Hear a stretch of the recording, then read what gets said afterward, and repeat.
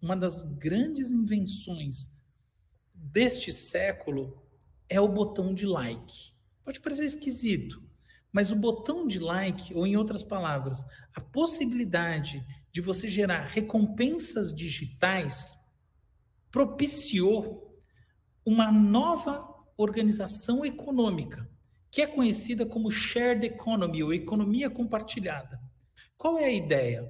Se antes você ficar na casa de uma pessoa desconhecida, era um negócio que não era bem interessante, porque você podia cair na maior roubada, uma vez que houve uma institucionalização das reviews, né, do feedback, através do botão de like, o problema se dissipou. A mesma coisa aconteceu nos espaços vazios dos carros e assim por diante.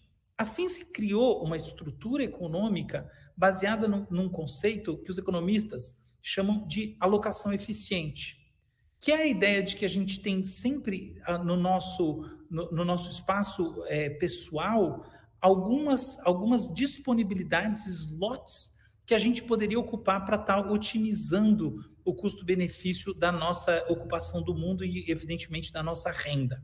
Então, foi uma dinâmica que, se a gente parar para ver o que ela tem de mais profundo, do ponto de vista filosófico, a gente encontra uma espécie de globalização relacional. As pessoas buscando formas de coabitação, ou pelo menos, vamos dizer assim, os principais articuladores internacionais de startups, de desenhos de mercado e etc. Então, buscando essas articulações que, por exemplo, estão por trás da explosão dos coworkings, de outros processos colaborativos. A ideia toda do brainstorming. Por que brainstorming estava tão importante? Né? Era tão importante alguns anos atrás, 10 anos atrás, a ideia de design thinking, todas essas ideias que as pessoas estão lá, collabs, tudo isso que envolve as pessoas articuladas dessa maneira, vamos dizer assim, sendo organizadas através de princípios, envolve essa mesma lógica. Essa lógica também ganhou um aspecto financeiro com o surgimento do Bitcoin. O Bitcoin, basicamente, é uma forma de distribuição das unidades fiduciárias, vamos dizer assim, do que seria o correlato do dinheiro, através do princípio de que as pessoas que fazem parte dessa rede confiam nela. Ou seja, é uma coisa que é alheio, né, um processo alheio ao Banco Central, a toda essa estrutura organizada que a gente está acostumado na economia tradicional. Tem um paradigma clássico para quem fala de blockchain, que é dizer assim, a economia tradicional ela é centralizada, o surgimento da economia digital, e aí, fundamentalmente, a gente tem a estrutura de bandeira adquirente, subadquirente, que é, por exemplo, o PayPal adquirente, é tipo o Cielo e assim vai. Essa estrutura toda né, o surgimento do e-commerce torna isso muito mais descentralizado e, finalmente, o blockchain torna isso distribuído. Pois bem, o cenário que a gente, dentro do qual a gente caminha, pensando nos anos, nos 5 anos da década passada, até o fechamento dela, envolvia muito essa proposta de valor. Collabs, economia distribuída, blockchain, economia compartilhada, Uber, Airbnb, esses marketplaces de pessoas fazendo serviços para todos os lados, etc. e tal. E a gente, assim, caminha para o maior experimento cognitivo-comportamental da história da humanidade, pelo menos em termos de número de pessoas afetadas, que é a pandemia de Covid-19. A pandemia, que se inicia no começo de 2020, basicamente vira de ponta cabeça esse cenário.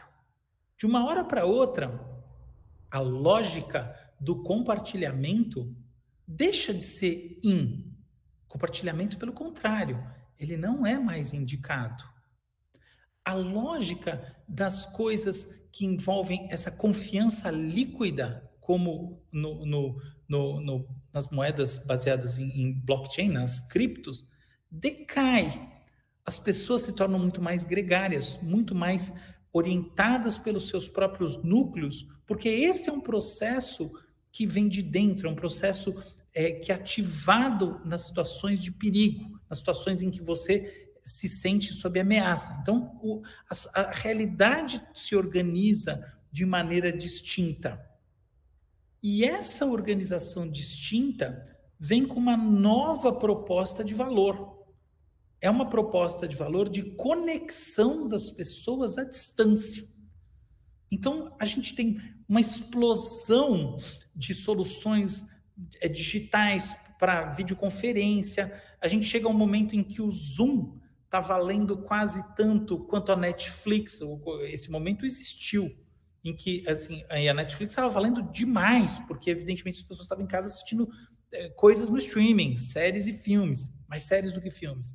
Então a coisa toda explode, ganha esse cenário, esse contexto, que é muito mais de centralização em unidades específicas, subjetivas, pessoais, organizacionais. E aí surge o grande conceito da pandemia, que é o conceito do metaverso. Por que o metaverso dá tão certo como ideia na pandemia? Porque ele responde aos anseios de conexão das pessoas no momento em que elas estavam apartadas, ou pelo menos parcialmente apartadas, né? A partir já de 2021, isso começa a mudar. E na segunda metade de 2021, isso já tinha mudado fortemente, mas a ideia já tinha entrado. Então, é uma lógica de universo digital poderosa que ganha momento com uma peculiaridade muito grande, que é ela estar associada a uma imaturidade tecnológica. Então, enquanto, por exemplo, a economia compartilhada ela surge da própria maturação de dinâmicas como o botão de like para dar feedback, aplicações digitais, alocação eficiente, né, uma nova organização do capital, aqui a ideia surge antes do produto, e não tem produto para entregar. Então, o que a gente vê acontecendo junto com o arrefecimento da pandemia é o arrefecimento dessa ideia de que as pessoas vão estar conectadas fundamentalmente dentro de ambientes digitais, a partir de uma lógica em que cada um vai estar ligado a esse mundo, tal como se tivesse uma caixa de sapato eletrônica na cara, que é um modelo, né, que é o VR, a realidade virtual, que é um modelo que vem do mundo dos games. É um modelo que faz sentido em experiências de alta intensidade, experiências, sobretudo, para o perfil de pessoas que gosta disso.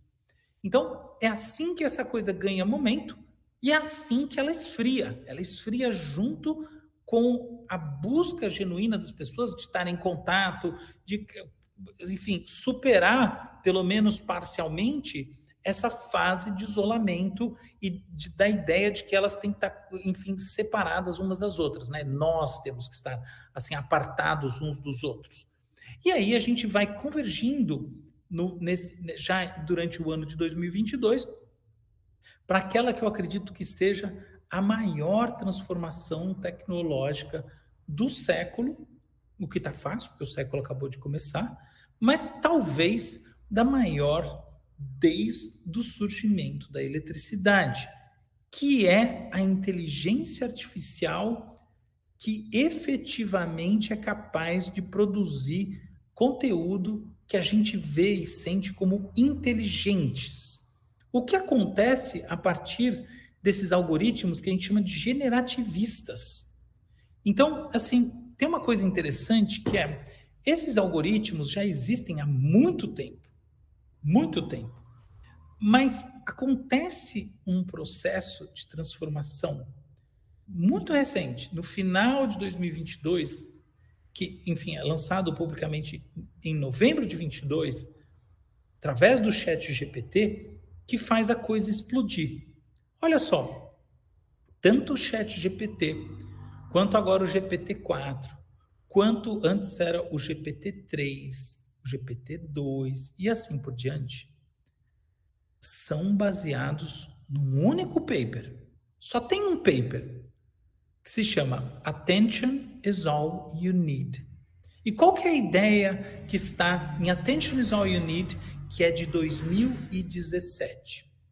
A ideia é o seguinte, chatbots até esse momento, chatbots vivem de prever a próxima palavra, ou seja, dado uma palavra, ele vai encontrar, ele tem um estimador que vai dizer qual que é a palavra que tem mais chance de soar razoável para a gente. E ele vai usar isso e vai construindo sequências de palavras que viram frases, frases que viram orações, orações que viram textos e assim por diante. O que o mecanismo de atenção, que é esse que dá nome ao paper, faz é aumentar a janela de tokens ou palavras consideradas para fazer a predição da próxima. Então é como se ele tivesse, até o chat, até pouco tempo atrás, pelo menos até o GPT-3, é como se os algoritmos todos tivessem amnésia. Ele não consegue lembrar muita coisa. De repente, ali, ele começa a conseguir lembrar. Quantos tokens ele lembrava? 3 mil. A coisa agora passou de 50 mil. Mas ok, eram 3 mil. E esses 3 mil foram suficientes para ele poder articular períodos verbais muito mais estruturados. Então, esse é o primeiro grande marco. O segundo marco dessa história foi o surgimento de uma forma de treinamento do algoritmo, que é chamada Reinforcement Learning with Human Feedback, ou aprendizado por reforçamento com feedback humano, que basicamente é pessoas, assim, o algoritmo dá uma resposta.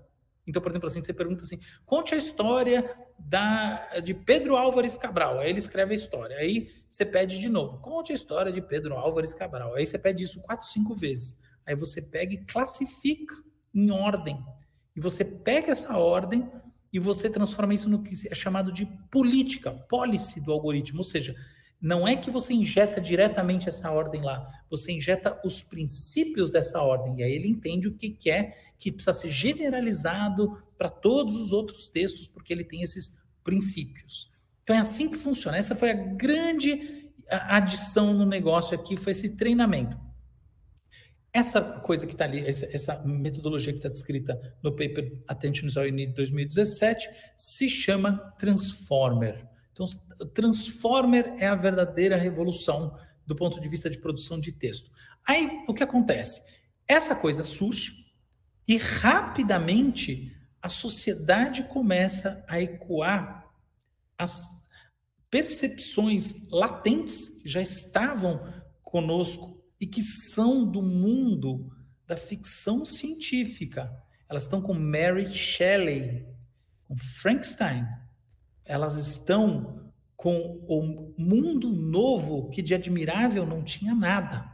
Elas estão, né, com Huxley, elas estão com a nossa distopia inconsciente que a gente traz, que, por exemplo, era o nosso fundo emocional no mundo dividido e ameaçado por guerras nucleares nos anos 70, 80, enfim, até o fim da Guerra Fria.